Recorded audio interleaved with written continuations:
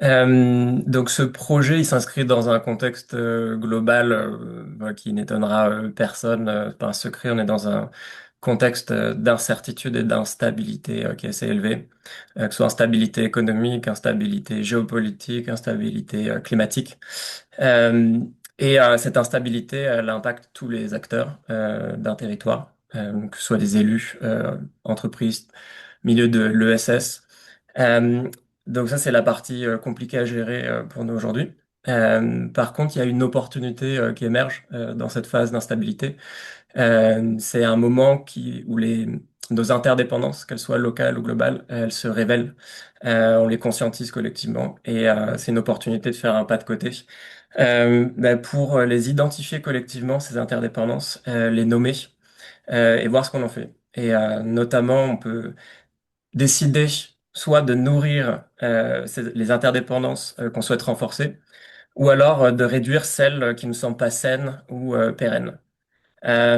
Et plus concrètement, pour nourrir ces interdépendances, il y a différentes façons de le faire. Euh, on peut développer des relations de confiance, voilà, capitaliser sur le tissu de confiance localement. On peut poser une vision partagée de là où on souhaite emmener notre territoire. On peut mutualiser des ressources, que ce soit de l'ARH, des infrastructures ou autres, où on peut penser une stratégie d'action collective. Et donc là, voilà, décloisonner les sujets, les reconnecter. Euh, Prochaine slide, merci. Mais pour faire tout ça, il y a besoin d'une équipe, il y a besoin de personnes qui jouent ce rôle de tisserand. Ces personnes, voilà, ce rôle qui va avoir pour fonction de créer ces espaces qui permettent de réunir les gens, euh, de renforcer ces liens de confiance et puis de construire le projet collectif. Et au-delà de créer ces espaces, ce rôle, il a pour vocation à structurer, pérenniser, que ce soit sur le plan juridique, financier, ressources humaines, ces espaces et ces écosystèmes de coopération. Nous, on l'a fait, donc, comme je le disais tout à l'heure, là, je travaille dans une scope basée en Normandie. On a monté cette structure en 2019. Il y a à peu près 3 ans, on a commencé à poser cette intention de formaliser l'écosystème de coopération sur notre territoire en créant un PTCE, donc un pôle territorial de coopération économique, qui réunit aujourd'hui 6 structures, dont la COP des territoires. Et c'est des structures qui se retrouvent autour d'une vision politique, en tout cas une vision territoriale partagée, qui ont conscience des instabilités auxquelles on est confronté et qui avaient envie de travailler sur un projet commun. Donc ce PTC aujourd'hui s'appelle Colina. Il réunit ces structures qui œuvrent autour de la relocalisation de filières agricoles, alimentaires, énergétiques et de réemploi. Et on a 3 grands volets d'activité. On fait de la mutualisation pour nos structures, notamment de la mutualisation RH. On a des petites structures, moins de 10 salariés. C'est difficile d'internaliser certains postes sur de la com, sur de la gestion, etc. Donc on mutualise ces postes-là. On fait de l'animation territoriale. On crée des espaces pour les pouvoirs publics, pour les habitants, pour les entreprises du territoire, pour qu'elles puissent se retrouver. Et puis on fait de l'ingénierie de projet. On a des projets qui ont un degré de complexité qui fait que indépendamment, seuls, en fait, nos petites structures sont pas en mesure de les porter. Et un exemple de projet sur lequel on travaille aujourd'hui, c'est le montage d'un véhicule de financement territorial. On travaille avec des investisseurs hollandais là-dessus on bosse au montage de 2 structures, un fonds de dotation où on vise un renouvellement annuel d'1 million, c'est pour financer des activités du territoire qui n'ont pas de modèle économique en propre. Il n'y a pas de marché qui est prêt à financer ce type d'activité. Et un deuxième outil qui est un fonds d'investissement qu'on doterait à hauteur de 50 à 100 millions d'ici les 5-7 prochaines années. Et là, pour financer des activités qui ont un modèle économique, mais qui ont besoin d'accès à des ressources pour pouvoir passer à l'échelle. Euh, je peux passer à la prochaine slide, merci. Mais on se rend compte, voilà, quand on travaille sur ces projets-là, donc quand on prend ce rôle de tisserand, en tant que porteur ou porteuse de projet, on peut être confronté à un sentiment de solitude. Des fois, c'est pas évident, c'est un nouveau métier. Déjà, Voilà, il n'y a même pas de terminologie pour décrire ce qu'on fait. Donc on peut se sentir seul en tant qu'entrepreneur, entrepreneuse, en tant que porteur de projet au sens large. Donc on est reparti un peu de ce besoin il y a 2 ans avec Sylvia, et puis après avec Héloïse qui nous a rejoint en cours de route, en disant comment on peut créer un espace où les porteurs, porteuses de projets peuvent se retrouver, à la fois pour recevoir du soutien, mais aussi et surtout faire de l'apprentissage en pair à pair. Vu qu'on est sur des nouveaux métiers, des nouvelles activités, on a besoin, voilà, on teste beaucoup de choses, on a besoin d'échanger. Donc ça, c'est l'objet du premier volet du programme, qui est un volet pair à pair, animation voilà, d'une communauté de tisserands. Euh, on a un deuxième volet qui est en cours de développement et qu'on lancera probablement plutôt l'année prochaine, qui est un volet accompagnement. Donc, on focalisera sur quelques territoires, probablement 2 ou 3, qui ont besoin d'un soutien additionnel. Et des fois, on a besoin en fait soit d'apports de méthode ou de quelqu'un qui arrive avec une posture extérieure pour nous accompagner soit sur la structuration de la gouvernance de notre projet, sur la modélisation économique ou sur comment poser une vision partagée pour son territoire. Donc voilà, le programme, il sera structuré sur ces 2 jambes, l'animation d'une communauté de quelques dizaines de personnes, et puis l'accompagnement d'écosystèmes qui seront ciblés à partir de l'année prochaine. Et je passe la parole à Héloïse. Ouais, merci, Gore. Du coup, moi, je suis dans l'équipe vraiment pour l'animation, créer les espaces d'échange. Comme je vous l'expliquais, j'anime déjà un réseau qui ressemble à celui-là, mais qui vise plutôt des responsables d'antennes, de communautés engagées, donc des responsables associatifs, etc., qui veulent se professionnaliser sur leur métier. Là, ici, pour les tisserands de territoire, l'objectif, c'est vraiment de proposer différents formats de rencontres. La première, ça va être un événement en présentiel en novembre pour qu'il y ait une interconnaissance qui se mette en place, que vous ayez aussi conscience de votre projet, du projet des autres, etc. Et aussi dans l'année, un séjour d'immersion sur un territoire pour projeter concrètement qu'est-ce que ça veut dire, voilà, la coopération territoriale, qu'est-ce que ça permet, comment ça se construit, qu'est-ce que les gens vivent à travers ça, etc. Enfin voilà, d'essayer de palper un petit peu de quoi on parle. En visio, ce sera plutôt des échanges de pair à pair. C'est vrai que moi, je crois beaucoup au format du codev ou tous les formats euh, peu descendants. Bien sûr qu'il y en aura aussi sur voilà, l'expérience d'Igor et tout le réseau qu'il a sur des montages techniques, etc. Mais l'objectif, c'est aussi que vous puissiez vous faire miroir et partager vos problématiques et vos méthodes et la manière dont vous construisez la coopération sur votre territoire.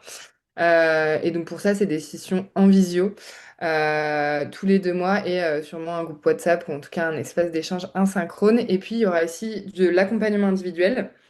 Donc là, c'est plus avec quelqu'un qui a déjà fait, voilà, qui a déjà lancé et qui est assez avancé dans sa structuration de coopération territoriale pour voilà, avoir du coaching, du suivi, quelqu'un avec qui parler et prendre de la hauteur. Voilà un peu pour les espaces. TIC. Je veux bien, Sylvia, si tu peux passer à la slide. Ce qu'il faut comprendre sur ce type de dynamique, c'est vraiment que notre volonté, c'est de partir de vos besoins et de là où vous êtes. Donc, on n'a pas déjà posé toute une programmation, même si on s'est dit c'est quoi la base et c'est quoi les thématiques par lesquelles il faudra passer parce que ça touchera toujours la gestion de projet et ce qu'il y a à faire derrière des dynamiques de coopération territoriale. Mais après, si on veut approfondir en codev ou sous d'autres formats certains sujets, ça sera aussi des propositions qu'on vous fera et des propositions que vous nous ferez. Mais peut-être pour des exemples de sujets, bah voilà, c'est quoi les enjeux de biorégion, etc. C'est quoi des stratégies de coopération, comment on fait, comment c'est quoi une communauté, c'est quoi la différence entre une communauté et un réseau, comment on l'anime, comment on facilite, quelle posture prendre. C'est quoi les acteurs d'un territoire, comprendre les différents, voilà, les différents intérêts et types d'acteurs qui peuvent composer un territoire, toutes les questions de l'ingénierie financière territoriale, et puis la posture tout simplement de se dire, bah, en fait, qu'est-ce que je veux créer, avec qui je veux le créer et vers où on veut aller ensemble pour notre territoire. Et donc l'idée, c'est vraiment de construire ça ensemble pour que vous puissiez avoir finalement les apports dont vous avez besoin et les échanges utiles pour vous. Tic. Et donc, plus juste pour vous donner la vision, et Sylvia reprendra la main juste après. Donc là, on est dans un process de proposition de cet espace-là avec un processus de recrutement. À mi-septembre, on clôturera la promo. Et donc, il y aura un lancement le 14 octobre à 11h30. Ça sera le visio de lancement de la communauté. Le 20 novembre, la rencontre à Paris pour vivre tout ça, mais en vrai, directement, et voilà, créer le sentiment d'appartenance et l'envie d'être en lien. Et donc, l'idée, c'est que le programme en tant que tel commence plutôt en 2027 avec voilà, la formation, le coaching et l'éco-développement en 2027. Je te repasse la main, Sylvia. Oui. Et donc, si ça vous va, je termine la présentation et comme ça, après, on pourra prendre un vrai temps de questions-réponses. Sur les critères d'éligibilité et les profils recherchés. Donc l'idée, nous, c'est qu'on recherche des personnes qui se reconnaissent aussi dans le projet d'Igor, ce qui a été partagé comme type de sujet qui vont pouvoir être discutés dans cette communauté.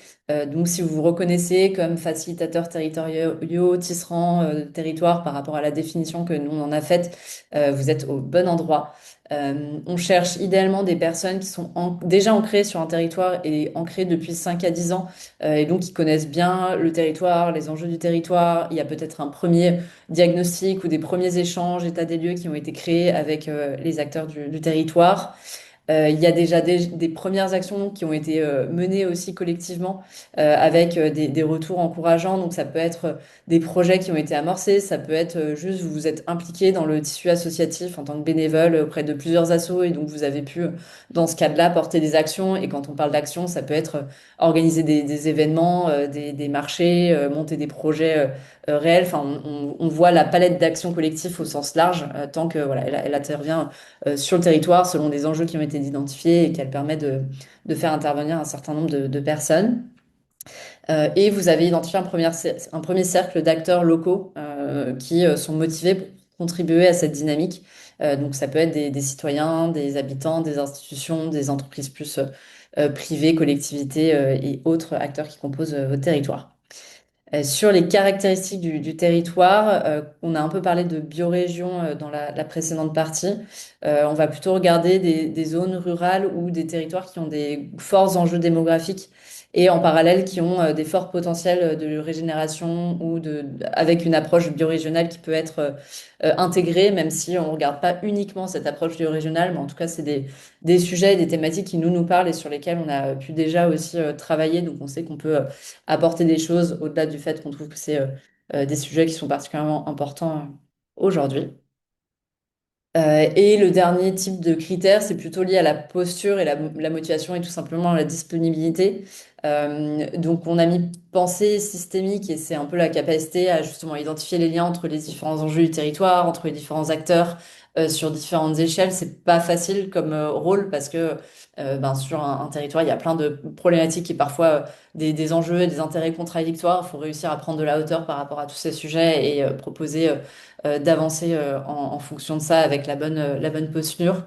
Le pragmatisme et donc justement la capacité à naviguer entre cette vision que j'expliquais plutôt macro et une vision plus opérationnelle de mise en œuvre et de mise en place de projets avec cette posture entrepreneuriale. On parle de non-dogmatisme, je ne sais pas si c'est le bon terme, mais en tout cas une posture d'ouverture et avoir aussi envie d'aller travailler et collaborer avec des parties prenantes variées sur le territoire et qui ne pensent pas forcément la même chose et aller parfois aussi vers des cercles qu'on n'a pas l'habitude de voir ou avec qui on n'a pas l'habitude de discuter. Être disponible, alors disponible à la fois pour la communauté, vous avez vu que pour l'instant le programme qu'on propose il est quand même assez light parce que c'est des visios tous les 2 mois, il y aura 2 temps en présentiel par an, mais c'est important aussi qu'il y ait du temps consacré au projet de territoire pour que la communauté elle soit vraiment utile et que vous puissiez faire des liens entre ce que vous vivez sur le territoire, dans votre projet, dans votre écosystème et ce que vont vivre les autres personnes membres de la communauté. Et bien évidemment, de la motivation pour s'impliquer activement, à la fois être présent de manière active et proposer aussi, vous, des idées, des sessions, des retours d'expérience, parler de ce que vous vivez pour que ça fasse vivre la communauté. Et donc, pour candidater, il y a un questionnaire de candidature. Je vais pouvoir vous remettre après tous les liens dans le chat. L'idée, c'est qu'une fois que vous avez rempli le questionnaire, on peut faire un entretien de visio de 30 minutes, soit avec moi, soit avec Igor.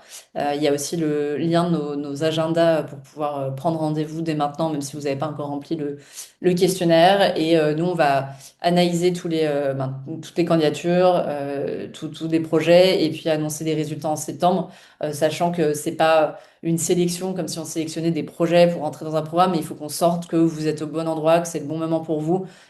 Et donc, c'est surtout ça aussi qu'on va regarder pour cette communication.